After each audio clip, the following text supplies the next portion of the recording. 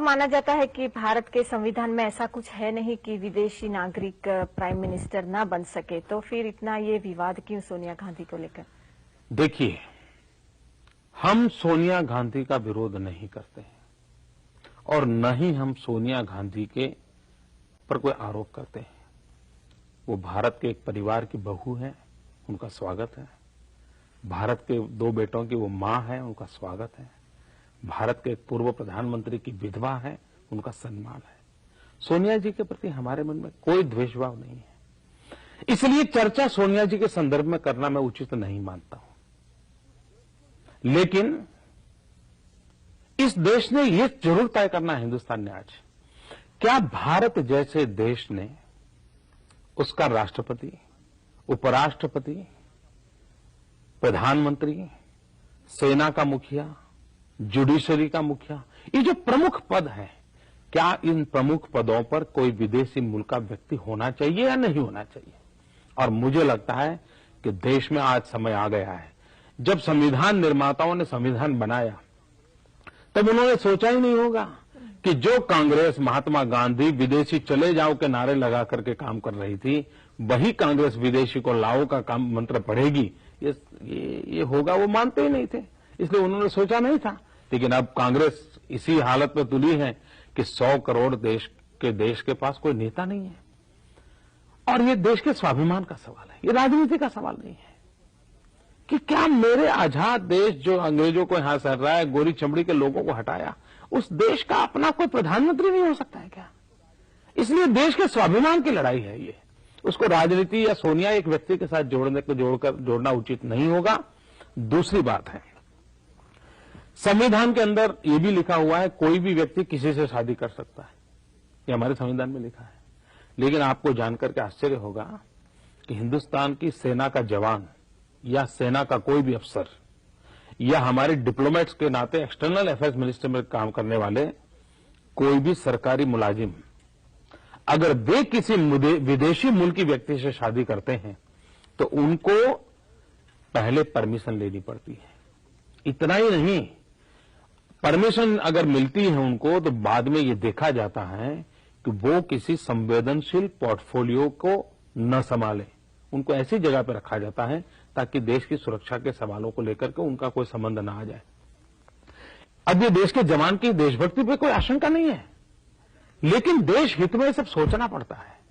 अगर देश के एक जवान को पत्नी भी विदेशी लाने के लिए रोक है, तो क्या एक विदेशी महिला को देश का प्रधानमंत्री बना देना और हिंदुस्तान की सारी फाइलें उनके सामने खोल देना, ये कौन सी सुरक्षा का विषय है? तीसरी बात है, हिंदुस्तान में घटना घटी थी, पंडित नेहरू के जमाने में घटी थी। होलकर परिवार में उस रियासत का वारिस कौन हो, इसका झगड़ा चल रहा था, क्योंकि होलकर के जो राजा थे उनको 2 पत्नी थी, एक हिंदुस्तानी, एक विदेशी। अब उनकी इच्छा यह थी जो विदेशी पत्नी का बेटा था वो होलकर रियासत का वारिस बने, राजा बने। पंडित नेहरू ने अपने हस्ताक्षर से निर्णय दिया हुआ है, पंडित नेहरू की सरकार ने निर्णय दिया हुआ है कि होलकर परिवार का वारिस हिंदुस्तानी महिला की कुख से जो बेटा पैदा हुआ है वही होगा, विदेशी कुख से पैदा हुआ बेटा होलकर रियासत का वारिस नहीं होगा। ये पंडित नेहरू ने भी तय किया हुआ है, तो आज वो बदल करने की आवश्यकता क्या है? और भी एक घटना मैं बता सकता हूं आपको।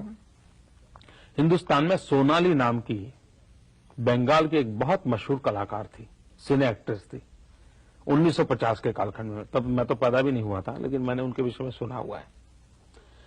अब सोनाली एक्ट्रेस के नाते काम करती थी, तब इटली का एक रसोलिनी नाम का फिल्म डायरेक्टर हिंदुस्तान आया था। उन दोनों का प्रेम हो गया, शादी हो गई।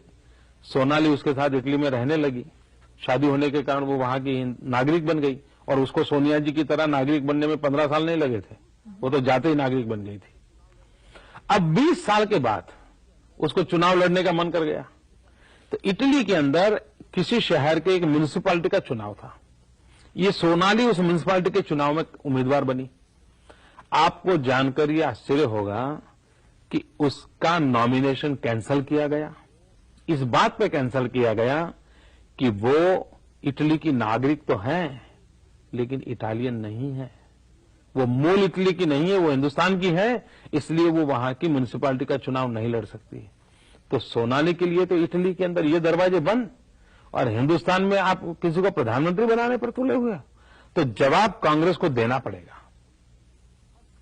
और इसलिए मैं कहता हूं, और ये जो सोनिया जी का देशी विदेशी मामला है ना, वो कांग्रेस वाले ज्यादा चलाते हैं। सवाल तो ये है, क्या सोनिया जी हिंदुस्तान जैसा देश, दुनिया का सबसे बड़ा लोकतंत्र, उसका प्रधानमंत्री, इसका कोई अनुभव होना चाहिए कि नहीं? एक्सपीरियंस नाम की कोई चीज होनी। आप एक प्यून को भी नौकर रखते हैं तो पूछते हैं कि पहले कहां काम करते थे भाई। घर के अंदर बर्तन साफ करने वाले को रखते हैं तो भी पूछते हो कि पहले कहीं काम किया है क्या? वो भी है। आप क्लार्क रखते हो, कैमरामैन रखते हो, किसी को भी रखते हो तो पूछते हो। सोनिया जी ने हिंदुस्तान की पंचायत तक देखी नहीं है, कोई अनुभव नहीं है, उनको हिंदुस्तान का ज्ञान नहीं है। और मैं पिछले 1.5 साल से कांग्रेस के लोगों को एक चैलेंज करता रहता हूं कि भैया सोनिया जी मंच पे आकर के, मेरी एक शर्त रहती है कि बिना कागज वो आए। वो कागज पढ़ती रहती, किसी का लिखा हुआ। सोनिया जी बिना कागज लेकर के आए और आकर के और कुछ नहीं, सिर्फ हिंदुस्तान के राज्यों के नाम बोल दें बिना कागज दी। और मैं दावे से कहता हूं, हिंदुस्तान का 3री कक्षा का बच्चा तो हिंदुस्तान के राज्यों का नाम बोल पाएगा, लेकिन ये इटली की बेटी नहीं बोल पाएगी। क्या ऐसी व्यक्ति भारत की प्रधानमंत्री बनेगी? क्या कोई अनुभव है क्या उनका? और इसलिए देश की जनता को सोचना पड़ता है कि भाई कोई एक्सपीरियंस नहीं, इतना बड़ा देश चलाना। और उनके सामने अटल जी देखो, 50 साल से देश की राजनीति में है, कोई समस्या ऐसी नहीं है जिसके साथ वो जुड़े न हो। 35 साल से संसद में बैठे, विपक्ष में रहे हैं, और कितना ऊंचा व्यक्तित्व है। तो सवाल कांग्रेस को, देश की जनता को जवाब देना पड़ेगा।